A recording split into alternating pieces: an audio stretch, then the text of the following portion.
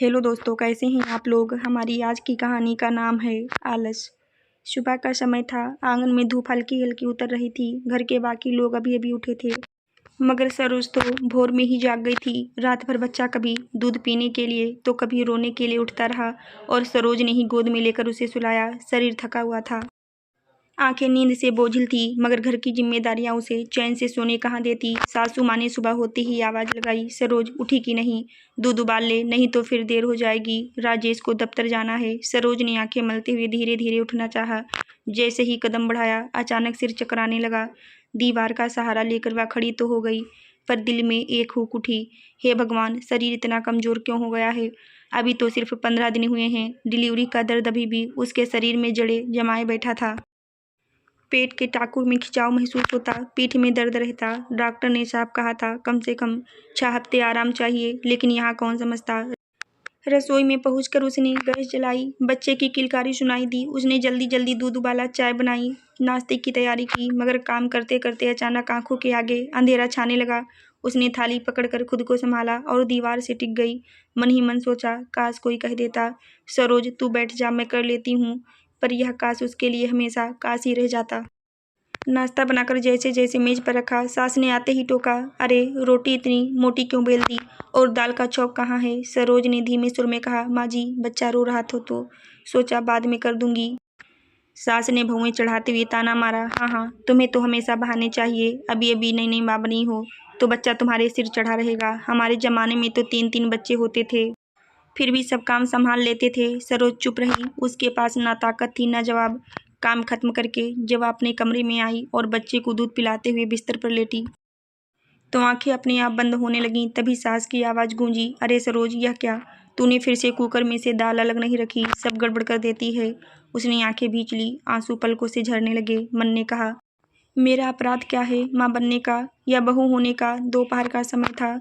सरोज अभी अभी बच्चे को दूध पिलाकर सोने की कोशिश कर ही रही थी कि अचानक घर का टेलीफोन घनघना उठा। सासू माँ ने रिसीवर उठाया। उधर से उनकी बेटी सुमन की आवाज़ आई, माँ, मैं आज मायके आ रही हूँ, जरा कमरा साफ सुथरा रखना।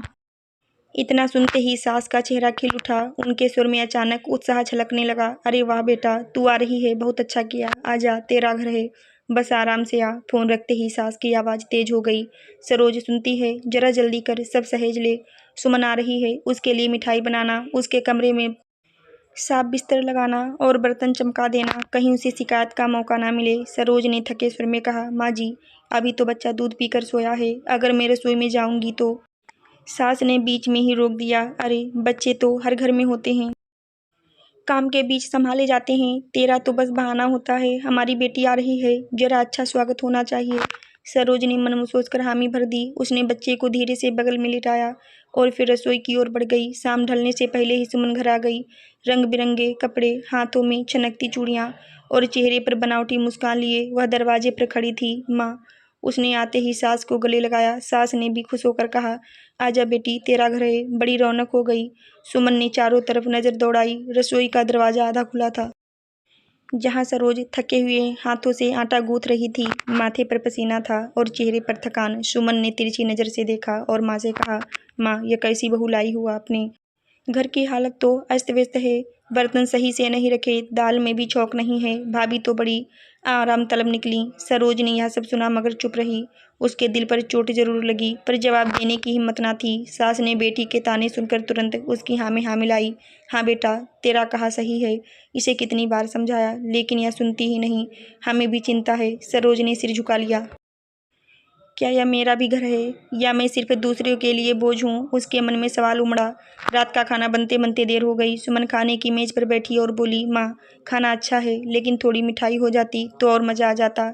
सास ने तुरंत सरोज को आवाज़ लगाई, सरोज सुन, सुमन कह रही है मिठाई चाहिए, कल सुबह से ही बेसन के लड्डू बना देना। सरोज ने थकी आंखों से देखा। अभी तक वह रसोई में लगी हुई थी, शरीर दर्द से चूर था, फिर भी उसने धीमे सुर में कहा, ठीक है माँ जी, बना दूंगी। सुमन ने व्यंग से कहा, भाभी, आप तो कामचोर लगती हैं, हमारी माँ तो कभी थकती ही नहीं थी, आप तो हर वक्त रोनी सूरत बनाती रहती हैं। सरोज का दिल जैसे किसी ने मुट्ठी में जकड़ लिया, मगर वह जानती थी यहाँ बोलने का मतलब और उलाहने झेलना है। रात के खाने के बाद सरोज थकान से चूर होकर अपने कमरे में आई, बच्चे को गोद में लिया और दूध पिलाने लगी। उसकी पलकों पर नींद भारी थी, मगर जिम्मेदारियों का बोझ उसे सोने नहीं दे रहा था। बच्चा दूध पीते पीते अचानक जोर जोर से रोने लगा। सरोज ने उसे थपथपाकर चुप कराना चाहा, मगर बच्चे का रोना कम ही नहीं हुआ। तभी दरवाजे पर खटखट हुई। सुमन कमरे में दाखिल हुई, चेहरे पर बनावटी मुस्कान और होंठों पर ताना। क्या भाभी, बच्चा तो हर वक्त रोता ही रहता है, संभालना इतना मुश्किल थोड़े ही होता है। आप ही हैं जो हर छोटी बात में परेशान हो जाती हैं। सरोज ने थके सुर में कहा, ननद जी, अभी तो छोटा है, बार बार भूख लग जाती है, रात में भी सोने नहीं देता। सुमन ने बीच में ही रोक दिया। अरे यह सब तो बहाना है, हमारी सहेलियां भी माँ बनी हैं, मगर वे सब खुश मिजाज रहती हैं। आप तो हर वक्त रोनी सूरत बनाए रहती हैं। माँ, सच कहूँ तो भाभी में जरा भी हिम्मत नहीं है। सास, जो वहीं आ गई थी, बेटी की बात सुनकर बोली, सही कह रही है तू, सरोज कामचोर है। मैंने तो इसे कितनी बार कहा कि ज़्यादा काम करेगी तो चुस्ती आएगी, लेकिन इसे तो बस आराम चाहिए। देख बेटा, हम लोग के ज़माने में तो बच्चा गोद में होता था और दूसरा पेट में, फिर भी सब काम करते थे। सास और ननद दोनों के तानों ने सरोज के दिल को छलनी कर दिया। उसकी आंखें छलक उठीं, मगर आंसू पोंछकर वह बच्चे को चुप कराने लगी। रात गहराई, पूरा घर सो चुका था। सिर्फ सरोज ही थी जो कभी बच्चे को दूध पिलाती, कभी कपड़े बदलती। टाँकों में खिंचाव से दर्द हो रहा था, पीठ जैसे टूट रही थी। उसने सोचा, क्या माँ बनने का मतलब सिर्फ सहना है? मेरे दर्द को कोई क्यों नहीं समझता? क्या मुझे बहू होने की सज़ा दी जा रही है? उसने भीतर घुटन थी, पर जुबान पर ताला। सुबह सुबह ही सुमन ने फरमान सुनाया, माँ, आज तो मुझे गर्मा गर्म पूड़ी और हलवा खाना है। भाभी, आप बना दीजिए। वैसे भी आप घर पर ही हैं, करने को और काम है ही क्या? सरोज ने दर्द भरे सुर में कहा, ठीक है, बना दूंगी। वह रसोई में आटा गूंथने लगी। बच्चा फिर रोने लगा। सरोज ने एक हाथ से आटा गूंथा और दूसरे हाथ से बच्चे को गोद में लिया। माथे पर पसीना छलक आया, मगर उसने हार नहीं मानी। सास ने रसोई में आकर देखा और डपटते हुए बोली, अरे, गोद में बच्चा लेकर आटा गूंथ रही हो, गंदगी हो जाएगी। पहले बच्चे को सुला दो, फिर काम करो। सरोज ने धीमे से कहा, माँ जी, बच्चा रो रहा था इसलिए। सास ने फिर ताना मारा, हाँ हाँ, तेरे पास तो हर बात का बहाना है। बच्चे तो सबके होते हैं, सिर्फ तेरा ही नहीं। सुमन, जो पास ही खड़ी थी, हंसते हुए बोली, माँ, आप इसे ज़्यादा समझाइए मत, इसे आदत है रोनी सूरत बनाने की। भाभी को तो बस आराम चाहिए। पूरे दिन सरोज ने अपने भीतर उमड़ते आंसुओं को रोके रखा। वह जानती थी कि अगर उसने जवाब दिया तो बात और बढ़ जाएगी। रात को जब बच्चा उसकी छाती से लगकर सो गया, तब सरोज ने आसमान की तरफ देखा और मन ही मन कहा, हे भगवान, मुझे बस हिम्मत दे, मुझे सहन करने की ताकत दे। शायद एक दिन ये सब बदल जाएगा। दिन पर दिन सरोज की हालत बिगड़ती जा रही थी। शरीर में कमजोरी इतनी बढ़ गई थी कि जरा सा खड़े होने पर भी आंखों के आगे अंधेरा छाने लगता। टाँकों का दर्द, दूध की कमी, नींद का ना मिलना, सब मिलकर उसकी सेहत को खोखला कर रहे थे। लेकिन घर में किसी को उसकी तकलीफ दिखती ही नहीं थी। सास को बेटी की आरामदायक जिंदगी प्यारी थी और ननद सुमन को बहू की कमियां गिनाना आदत बन चुका था। एक दोपहर की बात है। सरोज रसोई में खड़ी होकर सुमन के लिए पराठे सेक रही थी। बच्चा पलंग पर लेटा हुआ रो रहा था। सरोज बार बार रोटी पलटती और दौड़कर बच्चे को देखती। अचानक उसे चक्कर आया। हाथ में तवा था जो जमीन पर गिरकर आवाज कर गया। सरोज खुद भी वहीं पास की चौकी पर धम्म से गिर गई। सुमन भाग कर आई और घबराकर बोली, माँ माँ, जल्दी आइए, भाभी तो बेहोश हो गई हैं। सास दौड़ी। उन्होंने सरोज को हिलाकर देखा, मगर वह बेसुध पड़ी थी। हे भगवान, ये क्या हो गया? सास की घबराई आवाज़ पूरे घर में गूंज उठी। राजेश उस समय दफ्तर में थे। खबर मिलते ही वह भागे भागे आए। पत्नी को बेहोश देखकर उनका दिल धक से रह गया। माँ, आपने सरोज को आराम क्यों नहीं करने दिया? मैंने कितनी बार कहा था, डॉक्टर ने भी मना किया था कि इसे ज़्यादा काम मत कराइए। सास घबराई हुई बोली, हम तो समझे थे कि काम करने से जल्दी ठीक हो जाएगी। राजेश ने तुरंत डॉक्टर को बुलाया। थोड़ी देर में डॉक्टर आ गए। उन्होंने सरोज की नब्ज देखी, ब्लड प्रेशर चेक किया और सख्त स्वर में कहा, आप लोग क्या कर रही हैं? यह मरीज अभी डिलीवरी से उबरी ही नहीं है। इसे आराम और पौष्टिक आहार की जरूरत थी, लेकिन आप लोगों ने इसे रसोई में झोंक दिया। या तो अच्छा हुआ कि समय पर बुला लिया, वरना हालात बिगड़ सकते थे। सास और सुमन दोनों हतप्रभ रह गईं। सास ने घबराकर कहा, डॉक्टर साहब, हमें तो लगा था कि ज़्यादा काम करने से इसका आलस भाग जाएगा। डॉक्टर ने गुस्से से कहा, नहीं, यह आपकी बहुत बड़ी भूल है। डिलीवरी के बाद औरत का शरीर बेहद नाजुक होता है। उसे आराम ना मिले तो उसके जीवन पर भी खतरा हो सकता है और बच्चा भी कमज़ोर हो जाएगा। डॉक्टर की बातें सास के दिल में जैसे हथौड़े की तरह लगीं। सुमन, जो अब तक भाभी को कामचोर समझती थी, एकदम चुप हो गई। राजेश ने माँ की तरफ देखते हुए दृढ़ सुर में कहा, माँ, अब से सरोज पर कोई ज्यादती नहीं होगी। वह मेरी पत्नी है और मेरे बच्चे की माँ। उसकी सेहत सबसे पहले है। उसकी आंखें लाल थी, सुर में गुस्सा और दर्द दोनों था। सरोज होश में आते ही राजेश को पास बैठा देखा। आंखों से आंसू बह निकले। राजेश, मैं सचमुच थक गई थी, पर आवाज़ उठाने की हिम्मत नहीं थी। राजेश ने उसका हाथ थाम लिया। अब तुम्हें कुछ नहीं कहना पड़ेगा, मैं हूं ना। डॉक्टर के जाने के बाद घर का माहौल बिल्कुल बदल गया था। जहाँ पहले तानों और उल्हानों की गूंज थी, अब वहाँ खामोशी पसरी हुई थी। सास की आंखों में डर भी था और पछतावा भी।